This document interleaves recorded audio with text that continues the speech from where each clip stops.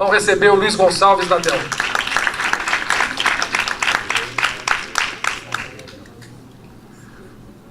Douglas, muito obrigado, boa noite a todos.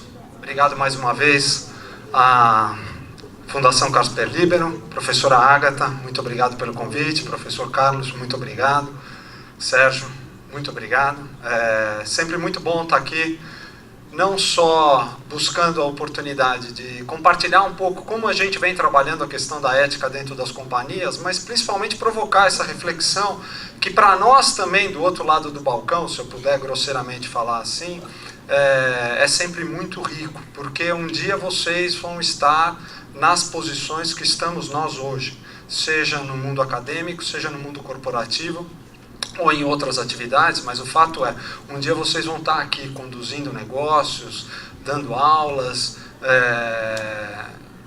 exercendo uma atividade profissional, e é importante que a gente consiga, de alguma forma ou de outra, marcar e provocar essa conversa com vocês já de imediato agora. Eu vou começar fazendo uma pergunta, e fiquem à vontade já para me responder. Depois, nas perguntas, a gente pode falar da minha carreira, tá? Eu quero realmente centrar no assunto. Qual foi o último escândalo de ética que surgiu essa semana, agora, final da semana passada, notório, que vocês se lembram? Alguém arrisca? Volkswagen. Muito bom, excelente. Quantos funcionários tem a Volkswagen? Alguém arrisca? Alguém sabe? Um chute, ordem de grandeza. 150 mil funcionários, o que o professor Sérgio falou. Provavelmente deve ser isso, se não mais até. Vou dar só para uma ordem de grandeza, a Dell são 100 mil. Quantos sistemas, quantas aplicações vocês acham que existe dentro do universo Volkswagen? E eu vou dar uma ordem de grandeza para vocês. Na Dell, para rodar o negócio Dell, para nós sermos o que somos como companhia, e aí depois eu vou compartilhar um pouco o tamanho dessa companhia, rodam aproximadamente 5 mil aplicações. 5 mil programas rodam dentro da Dell para conseguir fazer essa máquina funcionar no dia inteiro. Seria razoável acreditar que dentro da Volkswagen deve ter algo da mesma ordem de grandeza? Provavelmente até mais. Pergunta é, será que esse presidente sabia que o software que ia nos carros estava calibrado para que no momento que fosse ser feita a verificação, o software fazia aquele glitch ali para demonstrar que tinha performance que na operação natural não tinha? Será que ele realmente tinha noção disso? Será que alguém um dia chegou, sentou do lado dele e falou assim, olha, lá naquele software tem uma coisa que a gente fez assim para melhorar o desempenho e para os carros passarem, mas não conta para ninguém? Será que ele sabia? É difícil, né? É difícil responder. O fato é, alguma coisa lá na Dell pode estar acontecendo agora que eu não sei, que semana que vem vai fazer eu ter que renunciar à minha posição. E aí eu vou falar. Eu comecei a trabalhar também com 18 anos. Só na faculdade, ou no meio acadêmico, eu gastei mais de uma década me preparando. Morei em 3 países, abri mão de estar próximo à minha família, e fui morar 2 anos no México sozinho, com a família aqui no Brasil. Tive que passar por diversos desafios, não vou falar dificuldades porque não seria justo, para chegar lá. E amanhã pode acontecer alguma coisa na Dell aqui, que possa fazer eu ter que renunciar, porque, querendo ou não, eu represento a cara dessa companhia aqui. E para vocês que já devem estar um pouco familiarizados com FCPA, pode ser que nunca mais eu possa pisar no território norte-americano, dependendo da encrenca que eu me envolver. Então é muito complicado, porque sabendo ou não, o que nós temos que fazer como companhia é tocar as cabeças e os corações de todos os colaboradores, para que ética não seja uma coisa que está ali no mural. Somos uma companhia ética que respeita, tal. Isso é muito bonito no mural. Na prática, é muito mais complicado. Fazer com que isso realmente seja um lema dentro de uma companhia, faça parte da cultura, é muito mais complicado. Porque nós não podemos nos dar ao luxo de perder a reputação. Vou citar um outro caso que é da minha indústria. Recentemente, um concorrente nosso foi denunciado, depois se descobriu que a denúncia era verídica, inclusive, de que eles instalavam um software nas máquinas que criava uma brecha para a invasão de terceiros e até de vírus, colocando em risco a segurança do usuário. Alguns usuários descobriram, denunciaram, tal. Bottom line, perderam alguns pontos de market share. Num mercado que vale bilhões de dólares, para a Dell foi ótimo, nós ganhamos market share.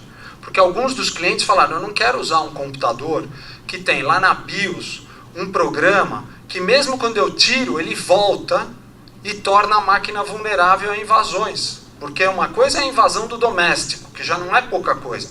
A invasão do corporativo, então, é inaceitável, sob qualquer condição. Não que a do doméstico seja, mas o corporativo, por regras de compliance, de governança, não pode se permitir ser vulnerável, não pode se permitir ser negligente à vulnerabilidade. Resultado, esse concorrente perdeu market share, os poucos outros que existem e competem com ele ganharam market share. Qual que é o para frente? Ah, esse aqui, legal, vamos lá. Não, então é esse aqui, esse aqui. Bom, a gente vai falar de ética e conformidade nos negócios, falar um pouquinho do negócio da Dell, a importância da ética na cultura da Dell, não é nas regras, não é nas normas de conduta, mas na cultura da Dell. Porque eu todo dia me pergunto o seguinte, como é que o Michael Dell, com 100 mil funcionários, consegue falar com todos eles e tocar nos corações e mentes para que essas pessoas estejam engajadas e se sintam bem trabalhando nessa companhia? Esse é o maior desafio que qualquer CEO tem. Esse é o maior desafio que qualquer líder tem. Porque como é que você faz para tocar minds and hearts do cara que trabalha na contabilidade? Porque esse sujeito, inclusive, você quer que ele não tenha criatividade nenhuma. Que ele faça o certo, o razoável, o que aprendeu, que tem que fazer, porque quando o cara da contabilidade é criativo, o desastre pode ser enorme. Mas ao mesmo tempo você quer que ele se sinta engajado, porque trabalhar na contabilidade da Dell, ou da HP, ou da Cisco, pode ser exatamente a mesma coisa, é cumprir com as regras contábeis de reportar os resultados da companhia.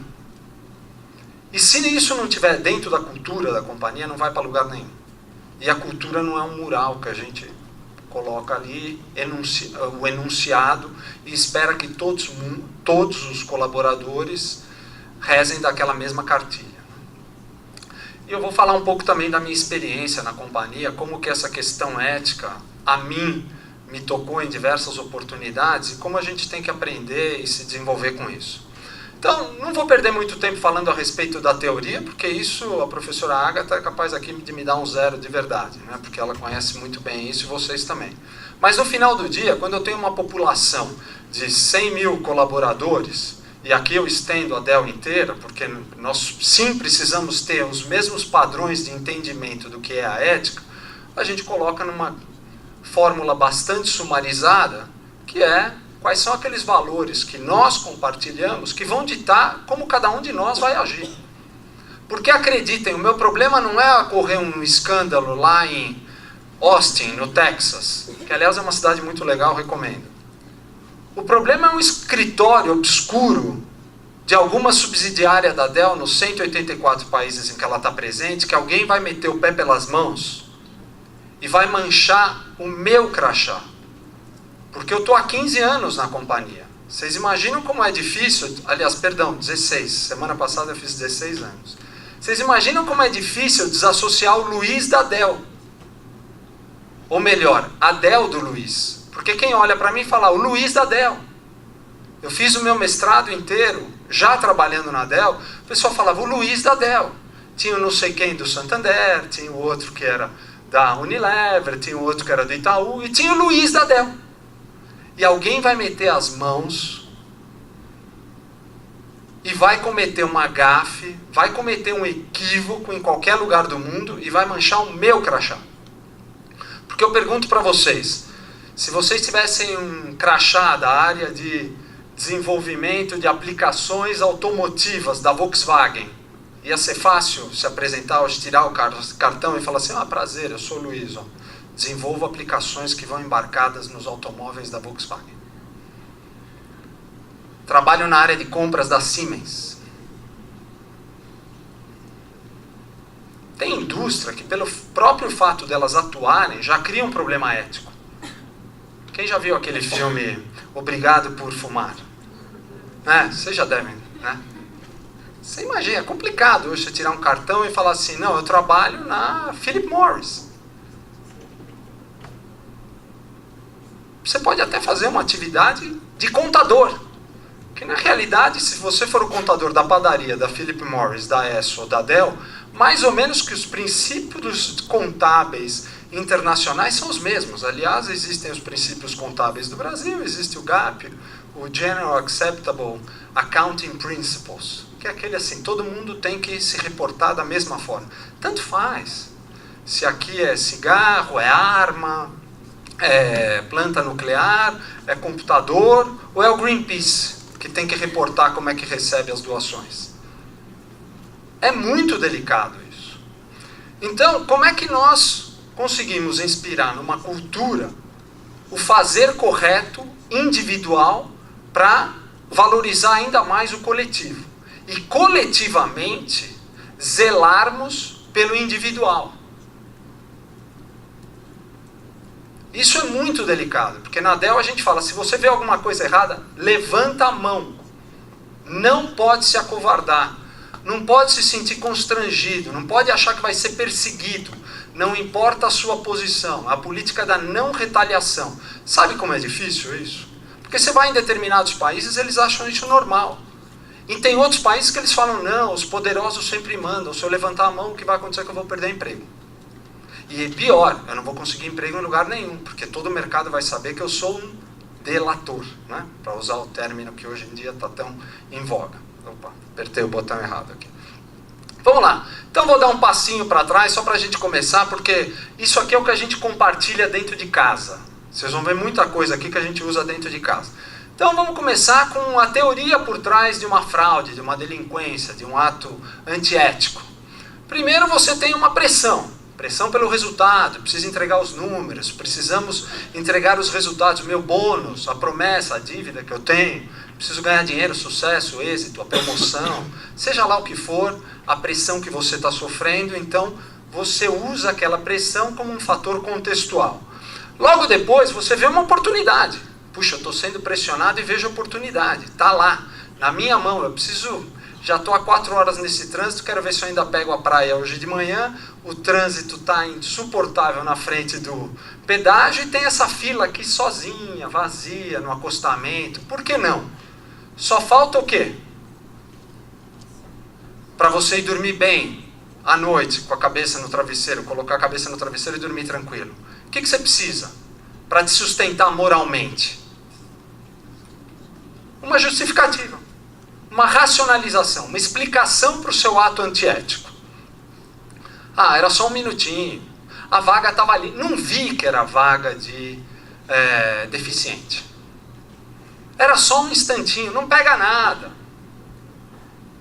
E realmente, ninguém vai efetivamente sofrer um dano de tal magnitude quando qualquer um de nós para numa vaga de deficiente. E aí é o delito pequeno. O delito pequeno então pode, porque a gente tem uma racionalização para explicar aquele delito pequeno. Bom, acreditem, tem gente que acha justificativa para racionalizar inclusive o delito grande. Quem acompanhou o caso aqui do Barings? Um banco inglês, centenário, super tradicional, sólido. Um funcionário fez uma aposta que, na realidade, ele tinha o poder de fazê-la, ele estava atuando dentro dos limites de poder dele, comprou o que não devia comprar, pelo preço que ele achou que ele ia vender depois, superior, não conseguiu vender, quebrou o banco. Numa subsidiária do Barings. Não foi lá em Londres. Foi na subsidiária pequena, ele foi lá, quebrou o banco na Ásia e... o banco acabou, sumiu. Ele tinha uma justificativa, ele tinha pressão, queria fazer, tinha oportunidade e tinha o direito a fazer. É aí que está o mais complicado. Porque ele não tinha segregação de poder entre comprar e vender. Ele podia ao mesmo tempo negociar uma compra e a venda. Hoje dentro das companhias existe a segregação de poder. O Luiz Fernando não toma decisão sozinha nenhuma. Eu costumo dizer que eu sou a rainha da Elizabeth, a rainha da Inglaterra. Você chega na posição de CEO e aí você descobre que você não manda em absolutamente ninguém. Legal, tá? Por isso que eu tenho tempo para vir fazer a apresentação. Tá? Porque no trabalho realmente as coisas vão passando, assim, é como um trem. Mas realmente a segregação de poderes é muito importante. Às vezes você pega em determinadas culturas, o cara fala, não, agora eu sou presidente da companhia, eu mando em tudo aqui. Guess what? Provavelmente você vai tomar muita decisão equivocada. E quando você coloca mais gente para te ajudar a tomar a decisão e realiza, institucionaliza a segregação de poderes, a decisão é mais lenta e aí você tem a pressão. Quem acompanhou o escândalo da Enron é fantástico. Leia um pouco do escândalo da Enron, porque na realidade todas as informações que estavam disponíveis, que mostravam que aquelas operações eram insustentáveis, eram públicas. Não era informação que estava escondida na gaveta do CEO. Todas aquelas informações eram públicas. Ninguém se deu ao trabalho de ir lá e fazer um trabalho minucioso, diga-se de passagem, porque ali existia muito conteúdo técnico, profundo, que requer um profundo conhecimento técnico contábil para entender, mas estava tudo disponível. Alguém que se desse aquele trabalho descobriria que aqueles contratos não se sustentariam. Resultado, quebrou a empresa. Quebrou a empresa e junto com ela, milhares de funcionários que tinham seu fundo de previdência, suas economias e tudo lá. Então a racionalização, esse triângulo, a gente chama todo dia dentro da Dell a atenção para que isso não ocorra. Para que as pessoas realmente estejam atentas se elas não estão sendo de forma desproporcional submetidas a uma pressão, se elas não estão buscando alternativas de se livrar da pressão e construindo uma história bonita para justificar o porquê da pressão. E eu posso garantir para vocês, não faltam ocorrências, inclusive numa empresa como a Dell, que tem um cargo específico, o da Ana, que aqui me acompanha, que se preocupa com ética, e tem mais um caminhão de gente junto com ela nesse esforço dentro da companhia. Estou apertando toda vez o botão errado aqui. Muito bem. Vocês acreditam que a professora Agatha já deva ter algum dia mencionado, ou vocês já devam conhecer um pouco a questão, a teoria das janelas quebradas. Não? Então, muito bom. Ótimo. Eu vou falar só um pouco, porque eu corro risco aqui de enveredar por caminhos tecnicamente equivocados, ainda mais tendo a professora aqui para depois discorrer sobre o assunto. Então, não vou falar muito da teoria, vou falar um pouco mais da prática. Mas a ideia é a seguinte, quando você vê um lugar sujo, você se sente menos compelido, ou menos peso na consciência de também sujar. Já está sujo mesmo. Você vê que ninguém está cuidando daquele espaço. Está sujo, está maltratado, está mal cuidado, ou seja, aqui ninguém deve olhar. Se ninguém está olhando, eu jogar um papelzinho ali não pega nada. Agora, no outro extremo, você vê um lugar limpo, cuidado, né, super arrumado, você não vai jogar, não vai ser você que vai lá, vai pegar um papel, amassar e jogar no chão. É aquela velha pergunta que a gente faz diversas vezes, fala, por que o brasileiro que aqui comete esses pequenos delitos, quando vai para um país desenvolvido, não se sente à vontade de jogar a bituca no chão, não se sente à vontade de jogar o papel no chão, fazer uma conversão proibida. É o mesmo brasileiro. É o mesmo indivíduo. Ele está num contexto diferente. Pois bem, esses dois estudiosos propuseram uma teoria que diz o seguinte, quando o espaço não é cuidado, a impressão para quem é externo é de que não há governo, não há critério, não há cuidado, não há monitoramento, não há supervisão, não há nada. Portanto, eu posso fazer o que eu bem entender. Quando você vê alguma coisa bem cuidada, alguém cuidou, porque as coisas não ficam arrumadas por si só. Alguém está cuidando. Portanto, eu, ao provocar um descuido naquele ambiente, posso estar sujeito, no mínimo, a um conflito com aquele que está cuidando. Então, nos subúrbios de Nova York, na década de 80, onde o nível de criminalidade nos Estados Unidos era muito alto, especialmente na cidade de Nova York, esses dois professores lançaram a possibilidade, junto com a prefeitura de Nova York, de levar a teoria das janelas quebradas adiante. O que é? Motivar a população e os próprios organismos públicos a cuidarem mais das áreas, a implementar a política da tolerância zero, tanto com os órgãos quanto com os cidadãos. Sujou, tem que limpar já. Quebrou, tem que arrumar já. Não pode deixar ir se propagando. A ideia por trás disso tudo é que, ao cuidar dos delitos menores, eu evito que os maiores surjam. Ao cuidar dos menores, eu evito que os maiores surjam. Se eu tiver que cometer um crime, eu vou cometer o crime aonde? No lugar sujo, abandonado, mal iluminado, que ninguém está cuidando, porque ninguém está cuidando mesmo. É mais fácil. Se eu tiver que assassinar alguém, eu vou assassinar naquele beco escuro. Agora, se todos os becos estiverem iluminados e arrumados, vai ficar mais complicado de eu assassinar num beco essa pessoa. Eu vou ter que elaborar muito mais aonde eu vou assassinar a pessoa. A ideia é essa. E o resultado foi surpreendente, porque a política de tolerância zero não é essa visão autoritarista de que o governo vai em cima de todo mundo e tem uma mão pesada. É, sim, uma política de tolerância zero, inclusive com os próprios organismos governamentais. A polícia tem que policiar mais, as subprefeituras têm que cuidar mais dos ambientes, a empresa de limpeza tem que cumprir com os contratos e limpar os lugares, e assim aos poucos evitando que qualquer janela estivesse quebrada por um longo tempo e desse a entender que ninguém está cuidando daquilo. Essa teoria é muito interessante, a gente aplica também como fundo filosófico até do que a gente faz dentro da companhia. Aqui o chart para mostrar o quanto o nível de criminalidade caiu ou não, mas o fato é, para cuidar das coisas, vocês já devem ter ouvido, né? Várias vezes, não usou, quebrou. Aquela máquina, não usou, quebrou. O carro ficou parado, a bateria foi embora. A torneira nunca abre, emperrou. Precisa usar e precisa cuidar. E na Dell a gente leva isso muito a sério, porque incorporamos dentro da cultura da Dell o usar e cuidar. E aí eu vou dar um exemplo para vocês prático. Vou falar de vários deles, mas vou começar por um deles. Nós criamos um comitê de ética dentro da Dell Brasil, onde leva a bandeira da ética e promove uma série de coisas que eu vou comentar mais tarde.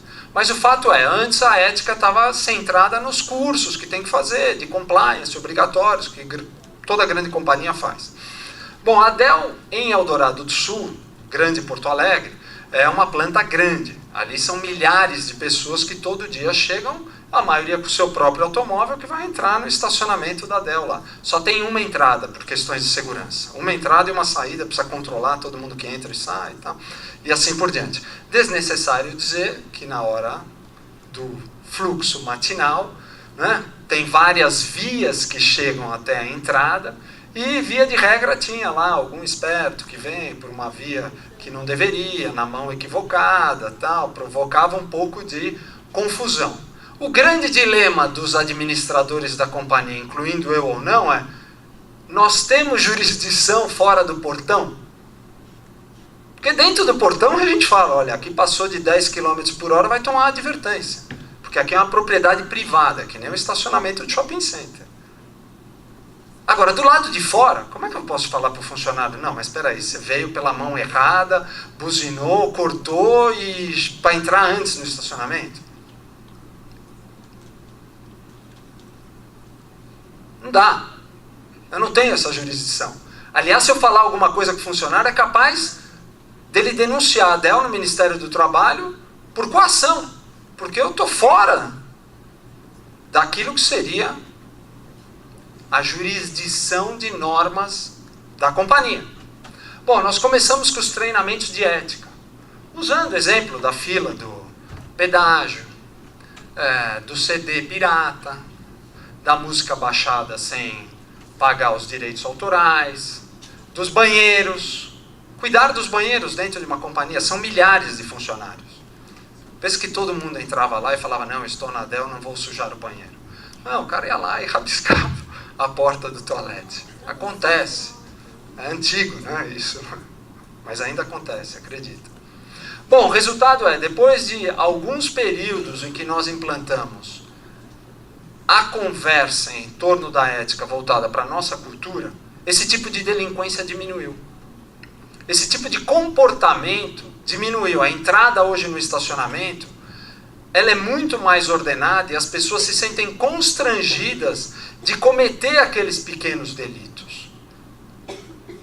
Porque quando some uma caneca da mesa de alguém ali, a gente busca identificar quem foi e faz a devida busca nas câmeras e tudo mais, para não deixar o pequeno delito passar desapercebido. Para que as pessoas entendam que aquilo não é a coisa correta a fazer. E se elas incorporam aquilo dentro de um ambiente de trabalho, e elas veem o benefício disso coletivo, elas acabam levando isso também para as suas vidas pessoais, para os entornos das suas comunidades, para onde elas moram e assim por diante. Ou seja, no meu imaginário, quero crer eu que, se o indivíduo está entrando de forma mais civilizada no estacionamento da Dell, espero eu que ele esteja entrando de forma mais civilizada no estacionamento do shopping, na garagem do prédio dele, e fazendo uma série de outros, tomando uma série de outros comportamentos que sigam esse padrão ético. Essa é a ideia por trás da teoria das janelas quebradas. Os pequenos delitos, imediatamente trabalharemos em torno deles. Bom, nós aconselhamos os nossos colaboradores a sempre passarem por alguns filtros no dia a dia da tomada de decisão. Por quê? Porque hoje nós vivemos na era do conhecimento. Na época do meu pai, que eu achava que ele trabalhava bastante, ele trabalhava das 8 às 5 da tarde, 5 dias por semana, eu achava que ele era um exemplo de operário padrão. Hoje, eu acredito que eu já trabalhei pelo menos o triplo das horas do que ele já trabalhou. E vocês, quando entrarem no mercado de trabalho, vão trabalhar tal qual. Muito. Muito. Não é assim? Vocês veem até o peso da própria universidade, da faculdade, os trabalhos, tal. A dedicação é muito grande. Por quê? Porque na época dele era mais fácil. O chefe mandava, o resto obedece. É o comando e controle. Eram assim, nas escolas de administração, que vieram da escola militar, da estratégia, muito da escola de administração veio da teoria militar. Pôr ordem nas coisas. Conseguir fundamentar uma teoria em cima de uma ordem para atingir um determinado propósito. A gente fala em estratégia nas companhias. Qual que é a estratégia da companhia? A estratégia era aqueles que os comandantes militares desenvolviam desde Roma para ganhar um território, ganhar um inimigo, atingir um objetivo. Pois bem, era o comando e controle. Hoje em dia não tem mais comando e controle. Ninguém vai mandar em vocês. O máximo que os líderes das companhias onde vocês trabalharem podem se dar o luxo a fazer é tentar inspirá-los. Eu sou um líder inspirador. É assim que se fala lá na Dell. Se fala assim, você vai ser... Será que você consegue inspirar esses colaboradores a fazer o que você está buscando? Porque se você não inspirar, nós não vamos para lugar nenhum. Porque eles têm o poder da decisão. Cada um e todos eles têm o poder da tomada de decisão todo dia. Porque não dá para colocar um sistema que inspecione a atividade de cada um deles. E aí eu tenho que me assegurar de que cada decisão que esteja sendo tomada por qualquer um dos colaboradores seja uma boa decisão. Porque uma má decisão pode quebrar a reputação de todos, pode comprometer a reputação de todos. Então a gente fala, olha, o meu ato está de acordo com a lei? Tem certeza? Se não tiver, você vai checar. Pública ou empresarial? Está de acordo com o FCPA? Está de acordo com a lei anticorrupção? Está de acordo com as leis, normas de comportamento do cidadão civilizado dentro da nossa sociedade? Parece apropriado, e o término aqui, o termo parece, não é por acaso, porque não basta ser, tem que parecer. Eu vou dar um exemplo para vocês. Final de ano, presidente da companhia, eu recebo o quê? Brindes. Aí chega lá uma garrafa de vinho. Nós temos uma política na companhia que nada acima de $50 pode ser aceito. Qualquer coisa acima de $50 tem que devolver. Tá bom, né? Tá bom, $50. Hoje em dia tá uma beleza, né? Duzentão, tal, tá dando para ganhar um presente legal. Bom, veja bem, olha só a sacada. eu ganhei ali, eu e mais outros ganhamos ali umas garrafas de vinho e eu não sou um grande conhecedor de vinho, olhei o vinho, me pareceu algo razoável. O meu colega, que é um diretor executivo, recebeu uma garrafa de vinho, ele tirou a aplicação do bolso, vi vinho lá e tal, viu o preço médio e falou, esse está liberado, esse a gente pode aceitar.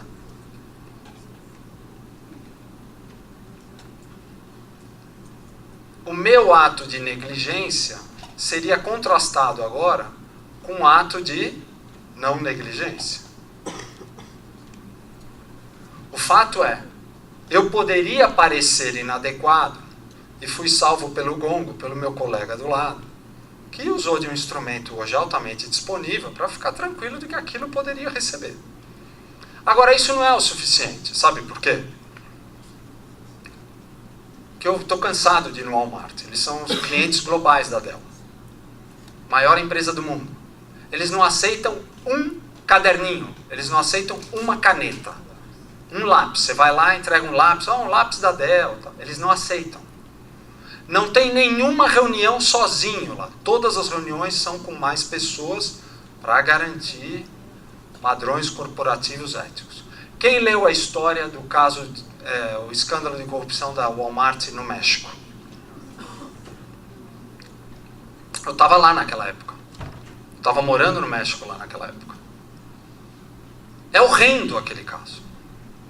É horrendo porque beira o bizarro, né? O indivíduo que tentou se matar. Alô? O indivíduo que tentou se matar não conseguiu, para chamar atenção, ou seja, os sítios arqueológicos sendo escavados para a construção de um supermercado, toda a cúpula do Walmart no México sendo notificado, as instituições comunitárias que protegiam a comunidade indígena que foi até Bentonville e também procurou ganhar atenção, não ganhou atenção. Vamos lá, uma cifra. Quanto que o Walmart gastou só com os advogados, porque ainda não chegaram num acordo, só com os advogados para se livrar, para tentar conduzir de forma minimamente razoável essa pendenga judicial? 400 milhões? Quem dá mais? Já chegou a 600 milhões e ainda não parou. 600 milhões. Quanto que a Volkswagen vai ter que investir para resolver o problema? 6 bilhões de dólares. Tem que pedir a cabeça do presidente. Agora, ali, o que o Walmart fez foi virar as costas porque pareceria inadequado. Porque já era para lá de evidente, para eles tomarem alguma ação e não virar as costas e falar, não, isso é um problema lá no México, imagina, lá é assim mesmo. Como vocês acham que os executivos do exterior olham para o Brasil e falam o quê? Que aqui é assim mesmo. Para fazer negócio no Brasil, precisa se envolver com corrupção. Se nós deixarmos essa crença realmente prevalecer, nós estamos fazendo um self-fulfilling prophecy, né? Estamos deixando a profecia se autoconcretizar. Estou de acordo com os valores da companhia? Os valores da companhia aí têm um peso maior, porque às vezes eles podem exceder até a questão legal. A lei não diz que eu não posso receber um presente, mas tem uma regra dentro da companhia que diz que não. Ou seja, a companhia foi um pouquinho além, estabeleceu qual que é o valor que eu posso receber um presente ou não. A lei não diz nada a respeito disso, mas eu preciso estar de acordo com isso. E não são só questões relacionadas, aqui tem um parênteses importante, não são só questões relacionadas à corrupção, à prática do suborno, a transações comerciais. Tem a ver com poluição do meio ambiente, tem a ver com respeito, diversidade, igualdade, e a gente vai falar um pouco a respeito disso também. Fortalece a minha reputação.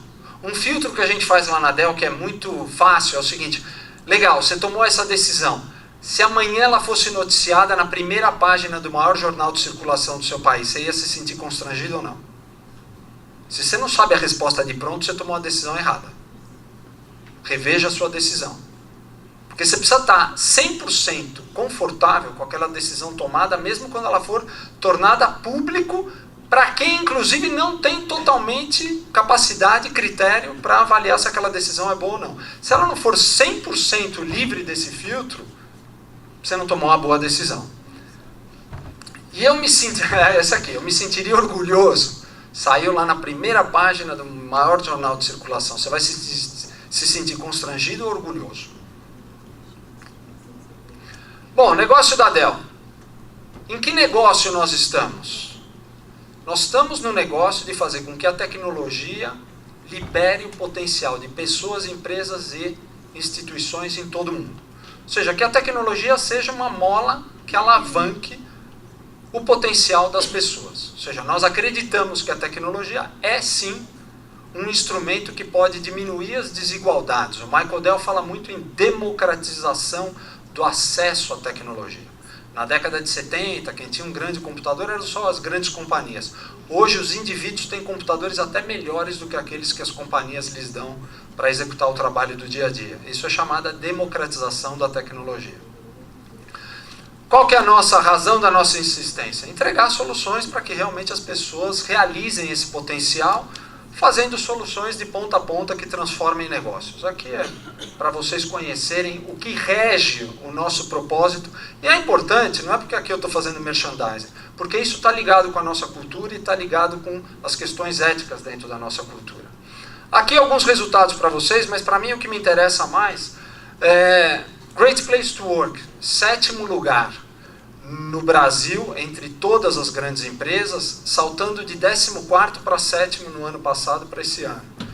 4º lugar no setor de TI, e 1º lugar no Rio Grande do Sul, quando você fecha pelo estado do Rio Grande do Sul, porque é lá onde é a nossa sede. Por que isso aqui é importante? Porque isso aqui são os funcionários que respondem.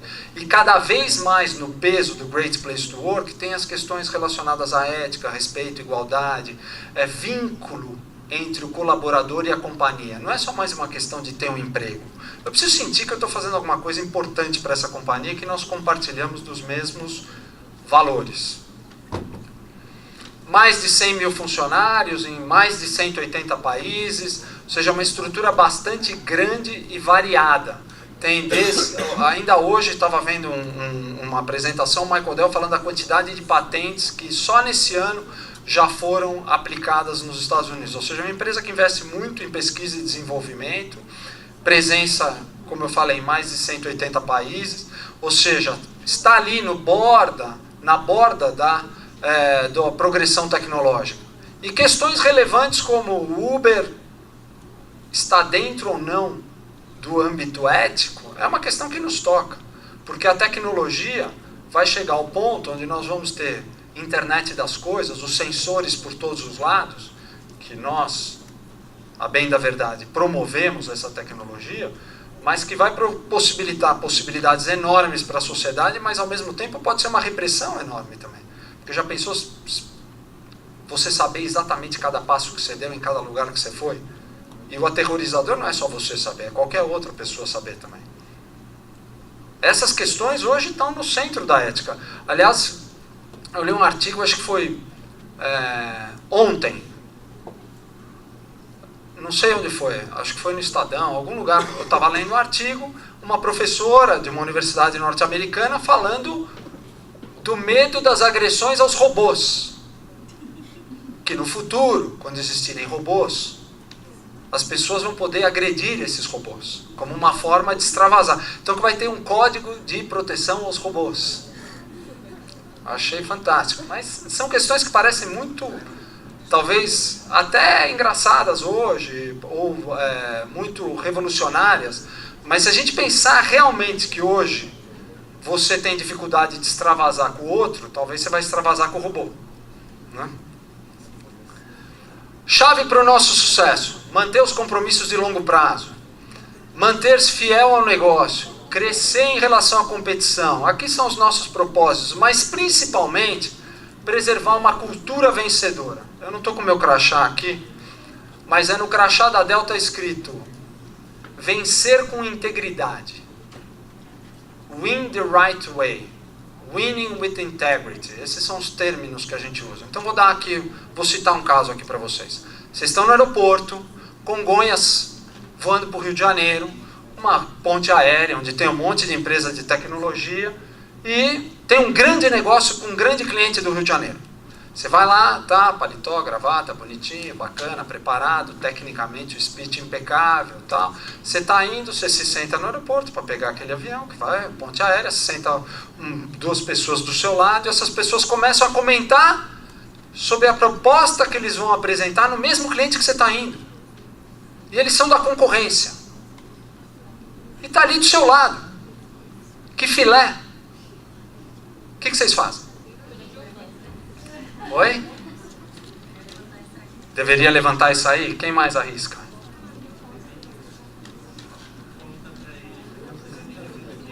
Tá. Que mais? Levantaria, me anunciaria, né? Diria... Abre um debate. Faz um conluio. Faz um cartel. Bom, a recomendação é exatamente essa. Ou você se levanta e vai embora... Ou você fala, olha, eu sou da empresa que está concorrendo, então vou pedir a gentileza, tal. De repente você não tem condição de se movimentar, né, do lugar, qualquer coisa do gênero. Mas o fato é, para muita gente, isso parece assim, uma coisa utópica, impossível de ser feita. Porque, inclusive, as pessoas acham que não estão fazendo nada de errado. Não fui eu que pedi para vasculhar a pasta do indivíduo. Ele estava falando, aliás, o equívoco é do outro, porque ele que estava falando. Ele não deveria falar nada, mas falou e eu escutei. Agora, já que eu escutei... Agora, vencendo da maneira certa, ou vencendo com integridade, significa não obter informações privilegiadas para vencer. Porque aí você não venceu fazendo a coisa certa, então não vale. Então, quando a gente fala vencer da maneira certa... Não vale, porque essa não é da maneira certa.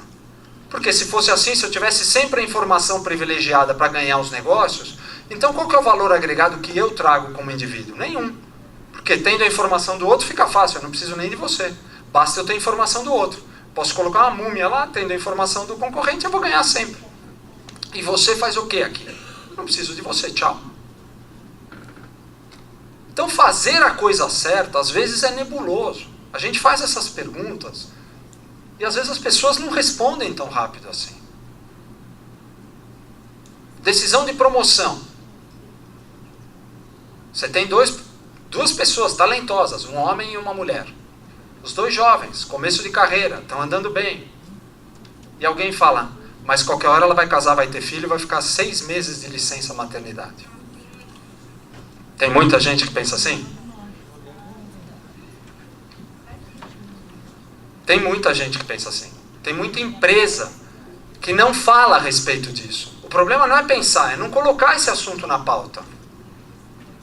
E realmente fazer um DR coletivo para que aquelas pessoas que têm o mínimo de resíduo de um pensamento que não promova a liberdade e a igualdade de oportunidades, seja exposto ao conhecimento.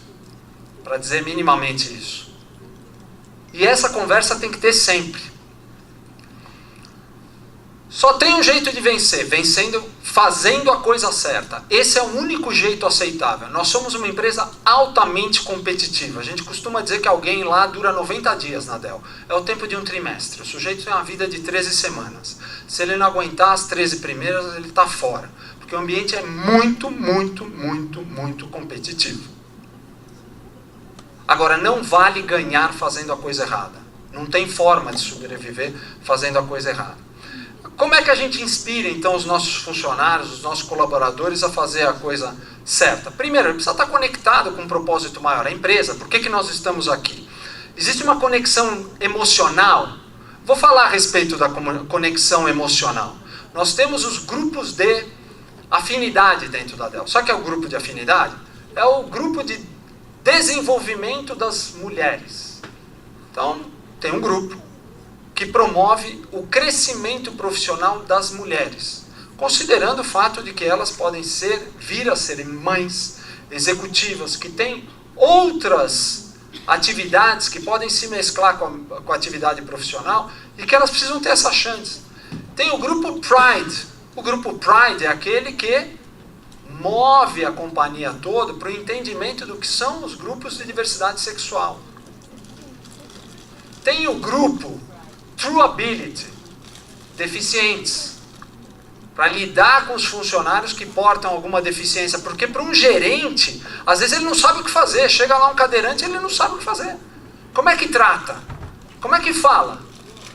O que eu posso falar? O que eu não posso? Será que eu posso? Agora, o cadeirante, às vezes é evidente.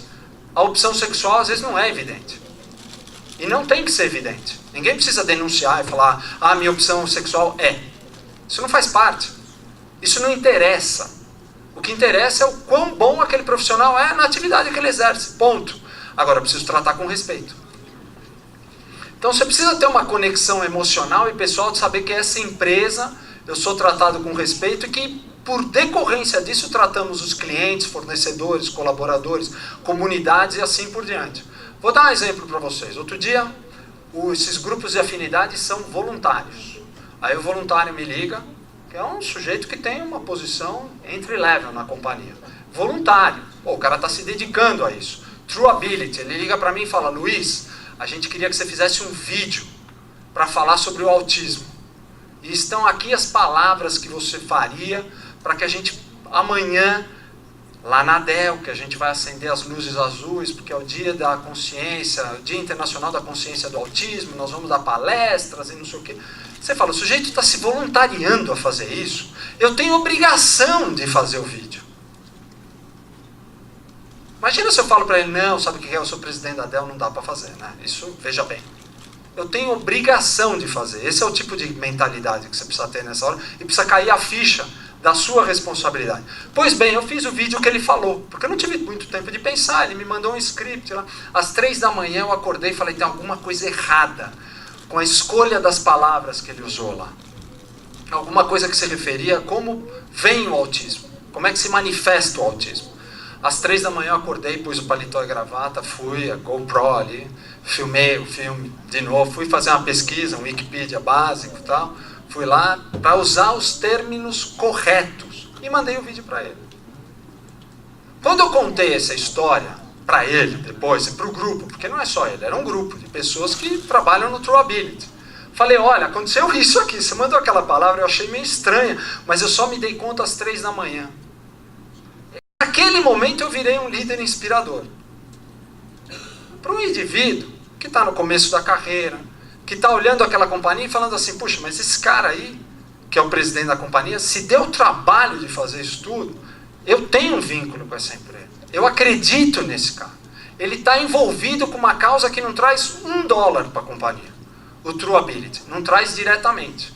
Mas se eu puder atrair os melhores talentos entre os deficientes e não deficientes, entre todos aqueles que tenham qualquer opção sexual, entre todos os talentos do gênero feminino e assim por diante, entre os jovens, existe um grupo chamado Gen Next, que é para acolher a juventude, acolher a nova geração dentro de um ambiente que ainda é uma hierarquia, que é uma grande companhia, assim por diante.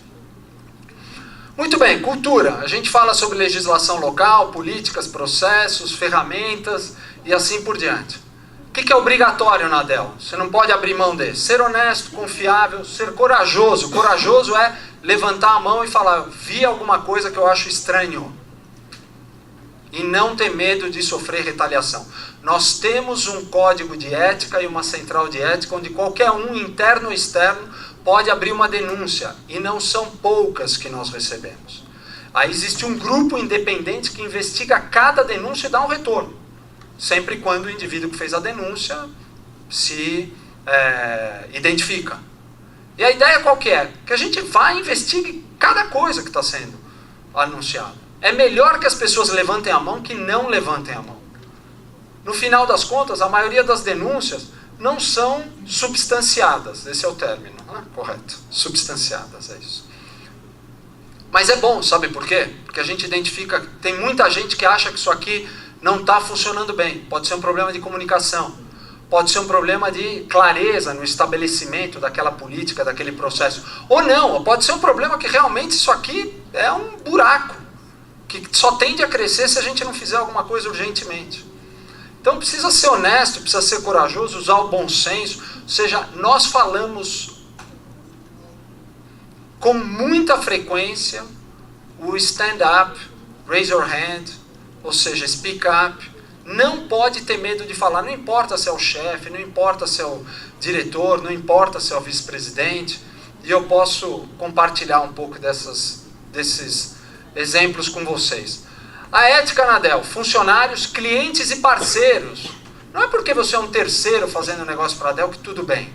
Se você não se comportar dentro do padrão que a gente espera, porque você vai estar lá falando com o meu cliente, fazendo alguma atividade, seja um suporte técnico, seja uma entrega, se você não se comportar como se fosse a Dell, você está manchando a imagem da Dell. Não adianta falar, ah não, mas foi o correio. Ah não, isso aí é um terceiro. Bom, o problema é meu. Eu que contratei o terceiro, não é o cliente. O cliente não pode ser afetado por isso. Ah não, o cara veio aqui e me xingou. Não, isso é inaceitável, sob qualquer perspectiva. E nós não delegamos ou fazemos uma terceirização dessa responsabilidade. Sociedade. Não sei se vocês sabem, mas a Dell é uma das empresas mais ecológicas, eco-friendly da indústria de tecnologia. Nós desenvolvemos recentemente uma embalagem com palha para que ela seja eco-friendly. Nós fazemos uma das empresas que mais recicla em todo o mundo. Nós recolhemos os computadores usados que vão para reciclagem ou para descarte dos nossos clientes. Se tiver um computador Dell, você liga lá no final da vida dele e fala, isso aqui já não serve mais para nada, caiu no chão, quebrou, não vou consertar, mas não vou jogar no lixo doméstico. Vocês vêm buscar, a gente vai buscar. Porque não adianta também só falar, tem que fazer. Aqui, decisões de compra cada vez mais complexas, um ambiente regulador extremamente desenvolvido, vamos dizer assim, que vem se desenvolvendo. Agora eu vou contar uma coisa para vocês. Os clientes hoje querem lidar com companhias éticas, porque estamos na época da Lava Jato. Ou seja, o cliente quer saber e fala assim, a Dell, a hora que eu fizer negócio com a Dell, eu vou me meter numa encrenca, ou essa empresa zela pelos valores éticos também. E hoje vem sendo um critério de diferenciação para fazer negócio. Aqui eu não vou entrar nesse aspecto, porque aqui são todas as ferramentas que nós usamos dentro da Dell. Não deveria nem ter colocado isso aqui. Mas muito bem, o comitê de ética, o que é? Existem as regras éticas, existem as normas corporativas, o código de conduta e tudo mais. Só que isso é bonito lá no mural, no treinamento online, o que a gente faz? Como é que eu faço para aterrissar isso no dia a dia? São criados os comitês de ética, onde são voluntários, funcionários de várias organizações distintas, que se reúnem para conduzir as questões éticas da companhia. Não tem nada a ver com a área que faz investigação em denúncia ética, nada disso. O que eles fazem é promover a cultura ética. Ah, vamos trazer um expert aqui na Dell para falar de ética. Vamos colocar esse assunto na pauta para ser discutido entre os funcionários. Vamos municiar os líderes de cada organização para que eles, nas reuniões com os próprios times, possam falar sobre a ética. Vamos fazer comunicações dentro da companhia, nos painéis, nos jornais internos, falando sobre algum evento de ética. Vamos mostrar o Luiz lá no evento da ética nas empresas. São coisas que falam a respeito da ética, mas feitas pelos próprios colaboradores. Isso dá um nível de engajamento muito maior, porque eles estão ali no dia a dia vivendo. E a ética não é só a corrupção. É o respeito à igualdade de oportunidades do gênero feminino, é o respeito àqueles que têm uma opção sexual diferente, é o respeito àqueles que têm deficiências. Isso tudo está dentro da ética. Esse comitê de ética, inclusive, serve para que esses colaboradores possam se desenvolver como líderes em outras atividades, ou seja, é um negócio que a gente leva muito a sério, consome muito recurso, muito tempo, e são todos voluntários, isso que é o mais legal. Agora, eu faço parte, eu sou voluntário ali também. Eu tenho que estar lá. E o indivíduo que está lá, ele está fazendo um negócio bom para ele, porque ele está se expondo numa atividade que não é necessariamente aquela que é o core competence dele. ele está ganhando um nível de engajamento e networking com outros líderes, e no final do dia ele está fazendo um negócio que é importantíssimo para ele e para a companhia. Porque se a companhia vai bem, a reputação dele como colaborador daquela companhia sai bem também. Fomos reconhecidos por 2 anos consecutivos como a empresa mais ética do mundo. 2015 teve a Ethisphere aqui no Brasil, lá no Rio de Janeiro, a Ana me acompanhou lá. Nós fomos convidados para um painel, e interessantíssimo, porque ali estavam grandes companhias representadas, as áreas de compliance, eu nunca vi tanto advogado junto, né? Você fica até meio assim. Mas muito interessante, porque você vê empresas grandes que vinham e falavam, mas como é que vocês fizeram isso? E o isso era uma coisa muito básica, não era uma coisa muito sofisticada. A dificuldade daquela empresa grande, de várias décadas de existência, a Dell tem 30, 40 agora, perdão. Várias décadas de existência, com produtos altamente conhecidos, ainda estavam enfrentando os desafios dos básicos. Porque a questão ética ainda é uma fagulha que recém se acendeu. E vocês, da geração de vocês, têm essa coisa muito mais aterrissada do que a minha geração. E a geração que veio antes, então, recebeu uma garrafa de champanhe, tudo bem. O que pega? Pega nada. Poxa, você fez um bom negócio, é um bom cliente, ele quis se mandar um presente. Que mal tem nisso? Não tem mal nenhum, realmente. O que vem derivado disso é que pode se tornar mal. Então você não deixa nem começar. Porque você não pode parecer que está favorecendo A ou B, porque você recebeu uma garrafa de champanhe no final do ano. Uma viagem, um ticket. Tem uma pessoa aqui que não vai me deixar mentir sozinho. Quantos tickets eu devolvi da Copa do Mundo? Doía cada um deles. Todos, muitos, né? Tive que devolver, porque assim não faz sentido. E o interessante, as pessoas que ofereciam já falavam, é por compliance. É, por compliance, não é porque eu não gosto da sua empresa, acho chato e tal. Mas já sabe que não pode aceitar por compliance. Eu não posso levar nenhum cliente de governo para conhecer o Michael Dell. Eu trago o Michael Dell até o cliente de governo, mas levar até Austin não dá. Não pode. Por mais transparente que possa ser tudo. E para finalizar aqui para a gente, para as perguntas e respostas, como eu estava comentando, ou seja, nós temos o compromisso de melhorar a responsabilidade social, no aspecto ambiental, no aspecto comunitário, no aspecto cidadão. Não é só a ética da ética. É a ética da reciclagem, a ética do consumo de energia responsável. Em todas os interruptores lá da Delta, olha, desliga no final do dia. Pode parecer uma coisa boba, mas é a teoria das janelas quebradas.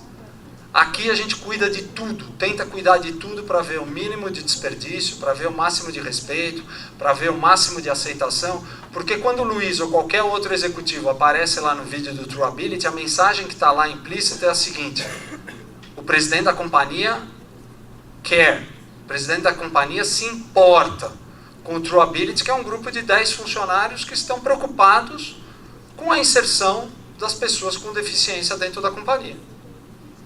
E isso tem um significado. E essas pessoas, como eu falei, são voluntárias. Isso tem a ver com ser responsável, socialmente responsável. Então, vou deixar por aqui os comentários, porque provavelmente nas perguntas vão surgir coisas aqui que tenham a ver com os próximos slides. Luiz, uma pergunta, um pouco vinculada a um desafio que a gente vê aqui muito, né? Como é que vocês fazem para lidar com a entrada de funcionários muito jovens que têm um ciclo de vida muito curto nas empresas? Porque eles entram, passam a tomar decisões muito rápido, e aí como é que funciona esse processo? Eu queria entender como que isso é na Dell, a turma jovem entrando. Esse tem sido um desafio para a gente vem abordando por 2 lados. O primeiro deles é realmente valorizar o que nós temos de bom, ou seja, uma empresa que respeita, que está preocupada com o meio ambiente, que está preocupada com a igualdade. Eles verem que assim, não é só uma companhia onde eu vou ter o trabalho. E a possibilidade de desenvolvimento, se desenvolver na carreira. E eu sou um exemplo disso, eu tenho 16 anos, eu entrei numa posição de gerente de contas comercial e hoje sou presidente da companhia, tendo passado por 2 experiências internacionais. E como eu, tem diversos casos desses na companhia. Mas também, há coisa de 3 anos atrás, se criou o grupo de afinidade J-Next. É o grupo que faz a DR a respeito da nova geração. Realmente se aprofundando e trazendo essa nova geração para capturar a perspectiva que eles têm a respeito do trabalho, da evolução de carreira, da permanência dentro do trabalho, o que eles valorizam, e colocar isso na pauta para que nós não nos sentemos no berço esplêndido e falar, ah, não, a Dell é empresa ética, a 7ª melhor do mundo, empresa líder no mercado, tá bem, obrigado, você tem que agradecer de trabalhar aqui. Não, a gente tem certeza que tem talento lá, que se a gente não trabalhar bem, ele vai embora. E talentos jovens. Uma das coisas que a gente usa, por exemplo, são os programas de rotação. Rotação é amanhã você acordou, tem uma oportunidade na Bratislava. Bratislava, o pessoal vai para Bratislava. Porque de lá ele já sabe que ele pode ir para um outro país e assim por diante, vai desenvolver uma carreira que talvez por recursos próprios não poderia alcançar, ou às vezes até mesmo no meio acadêmico. Então a gente promove muito, inclusive com os jovens, essa rotação de funções, rotação de países, rotações de atividade, mas ainda com isso tudo, o J-Next tem um papel fundamental. Porque o grupo J-Next diz para a liderança da companhia o seguinte, olha pessoal, tá tudo ótimo, mas vocês estão perdendo o bonde. Porque o jovem pensa em relação ao trabalho com esses aspectos. Vamos incorporar, vamos trazer na nossa cultura. Por exemplo, uma coisa que nós trouxemos para a companhia recentemente é o espírito empreendedor. Porque nós, como companhia que vem dando certo há décadas, né, talvez aquele espírito de tomar riscos gerenciados, de preferência, né, medidos de preferência, ser mais audacioso, trazer ideias novas, foi se aquecendo. Né? Hoje não, hoje um dos pilares da companhia é o espírito empreendedor, ou seja, realmente você tem uma ideia interessante para melhorar alguma coisa, levanta a mão, fale, porque nós vamos garantir que algum executivo de peso vai te ouvir. Pode ser que não saia nada, mas pode ser que saia alguma coisa. Antigamente você não tinha essa possibilidade, a menos que você conhecesse o executivo. Então são ideias que hoje vêm proliferando dentro da companhia. É uma realidade, a gente entende essa realidade e está de olho nela. Estou longe de dizer que descobrimos o que fazer, mas pelo menos estamos lidando com o assunto. Né? Não estamos cabeça de avestruz que se coloca ali no buraco e finge que não é comigo. Vamos lá. Mais uma pergunta. Boa noite, meu nome é Lucas. Luiz, a gente vê que esses grupos eles exercem uma forte função de legitimar esses temas dentro da companhia. Como é isso no âmbito externo? Como são legitimados os temas de responsabilidade social com o fornecedor? Essas questões que você disse de manter uma empresa sempre mais... Esqueci o termo que você disse, de sempre entregar aquela melhor maneira de embalagem descartável, enfim. Responsabilidade social. Né? Exatamente. Por 2 vias. Né? Primeiro, na qualificação de qualquer um que venha fazer negócio com a Dell. Fornecedores, terceiros, parceiros, revendedores. Ou seja, entendemos quais são os valores que a ética que a Dell quer levar. Porque no fundo, grosseiramente falando, é difícil você se diferenciar hoje num computador. É quase que a mesma coisa para tudo quanto é lado. Então, como é que você se diferencia como marca, como companhia? Como que alguém vai falar assim, eu quero comprar um Dell e não o XPTO. Você precisa ter algum vínculo, alguma afinidade, alguma coisa que fale, bom, essa companhia se preocupa com, essa companhia faz algo legal, essa companhia tem alguma coisa aqui que tem a ver com o meu eu, com o meu conjunto de valores. Esse é um aspecto. Então, a gente promove muito e fala muito a respeito disso. E também se expõe bastante para mostrar como práticas. Agora, tem que ser prática, não pode ser só falo. Não, a gente faz lá enforcamento em praça pública. Tem que, né, exercitar de verdade, não é só para colocar no moral. Eu tive a oportunidade de uma vez visitar uma montadora, conversando com o CIO da montadora, ou seja, uma posição importante, ele senta na cabeceira da mesa, atrás dele tem os 3 objetivos do ano. Aí uma pessoa que estava comigo, né, fez quase que uma picardia ali, falando, mas quais são os objetivos do ano? A resposta foram coisas que não tinham nada a ver com aquelas 3. Dali para frente, o sujeito perdeu a credibilidade na conversa inteira. Responsável por milhões de dólares de orçamento de TI. Ele perdeu a credibilidade. Ou seja, para exercer a nossa credibilidade, precisa ser exercido, não é só o papel. Então a gente atua na questão de ética, desvincula parceiros, desvincula funcionários, mostra para o mercado o que a gente vem fazendo, engaja parceiros para rezarem da mesma... Vou contar um outro caso. Eu estava no México, apareceu uma denúncia de corrupção com um fornecedor. A denúncia de corrupção. Bom, nós temos que olhar, não tem jeito. Apareceu a denúncia lá. Nesse caso eu estava envolvido, então fiz parte do comitê de investigação. Chegou-se à conclusão que não existia materialidade.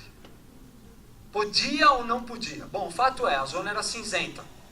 Não tinha nada de material, mas tinha ali uma área que poderia se tornar vulnerabilidade. Nossa recomendação para o parceiro é o seguinte: você contrata uma empresa de consultoria voltada para melhores práticas, voltada para questões éticas, voltada para governança, para fazer um crivo em toda a sua companhia, de processos, treinamento, capacitação, FCPA, treinamento de FCPA, que aí você vai ganhar um carimbo dessa companhia dizendo que você comply com tudo que você supostamente deveria comply, mas está meio cinza. Resultado, ele fez. Para nós, como ecossistema, é melhor do que se ele não tivesse feito. O fato é, eu tenho uma companhia que investiu algum dinheiro, treinou todos os seus funcionários, para que eles tivessem mais conhecimento de ética e FCPA do que antes. Antes eu tinha uma dúvida, agora eu tenho uma certeza. E dali para frente passou a ser uma certeza. Então esse é o tipo de coisa que a gente vai para realmente levar adiante para todo o ecossistema as práticas, mas precisam ser práticas, não pode ser lema. Lema você aprende aqui, no ambiente acadêmico, que vai te dar os conceitos, tal. Depois você precisa executar na prática. E outra, precisa rever todo dia. Rever todo dia. Porque as questões éticas estão sofrendo tantas transformações quanto o negócio. Se a gente falar em igualdade de gênero para começar, sem tocar no assunto de liberdade sexual, que hoje ainda é tabu em muita empresa. É um tabu ainda. Em empresas modernas, diga-se de passagem. Mas precisa ser colocada em pauta essa conversa.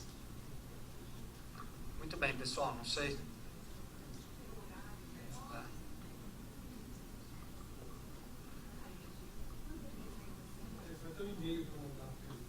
Bom, pessoal, eu queria agradecer muito a oportunidade de ter vindo aqui compartilhar com vocês um pouco do que é as questões de ética dentro da Dell. Agradecer a todos aqui da Casper Libero. E depois o Douglas vai compartilhar meu e-mail também. Se não, vocês pegam aquela moça que está ali atrás, ó,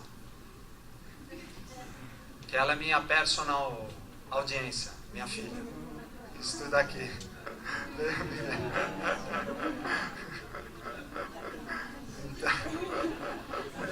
Da casa. É bicho, hein? Aproveita que é bicho. Legal, pessoal, obrigado.